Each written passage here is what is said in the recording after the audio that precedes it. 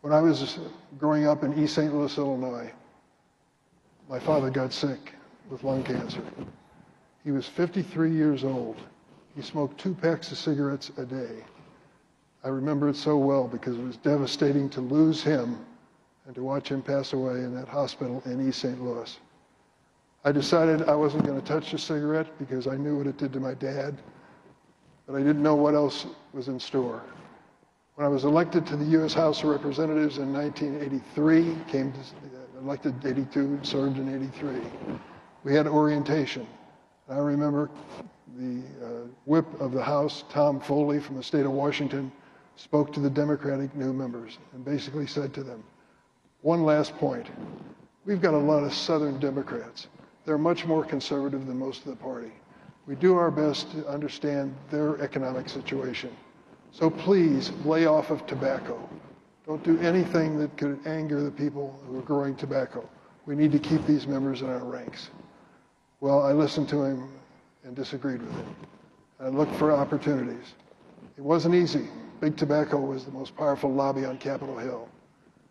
But there came a day when I was flying from Phoenix to Chicago, and I got to the gate late, and for any of you younger folks, you can't believe this could happen, but you came racing in with 20 minutes before the plane took off, buy a ticket, get a boarding pass, and make it to the gate in time. That was before TSA, and a lot of things happened. So I was at Phoenix, and I said to this lady, I need to catch that 9:30 plane. And she said, well, look. And she goes on the computer, and she comes back to me, and she says, I found you a seat. And I looked at it, and I said, this is a middle seat in the smoking section? She said, that's all we got. And I said, isn't there something you can do? And she said, no, but Congressman, there's something you can do. So I got on the plane, sat in that center seat between 2 chain-smoking sumo wrestlers. I thought to myself, there's got to be a better way.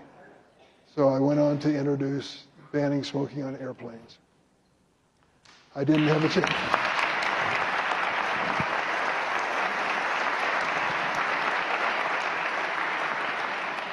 I didn't have much of a chance. The leadership on both parties opposed me. But by several political quirks, I actually got my amendment to the floor to vote on it. And then I realized that I had the upper hand. This was the largest frequent flyer club in America. And they were sick and tired of smoke on airplanes. And they joined me, and we passed a ban on smoking on airplanes.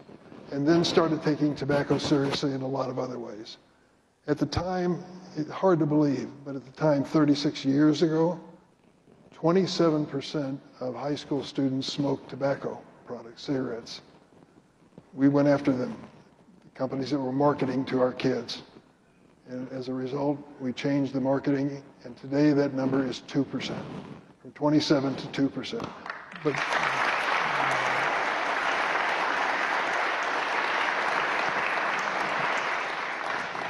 before I rest on my laurels, I will tell you that unfortunately, cigarettes have been replaced by vaping. Vaping is over 20% now in schools across America. And the decision of the administration 3 weeks ago to increase the number of fruit-flavored vaping devices is an invitation for more kids to start vaping. This is dangerous. I hope that you'll feel as I do and do something about it at the state level, but it's a challenge that we continue to face. So with that change in the law and the change in the aircraft, I think we made it more enjoyable to travel across the country.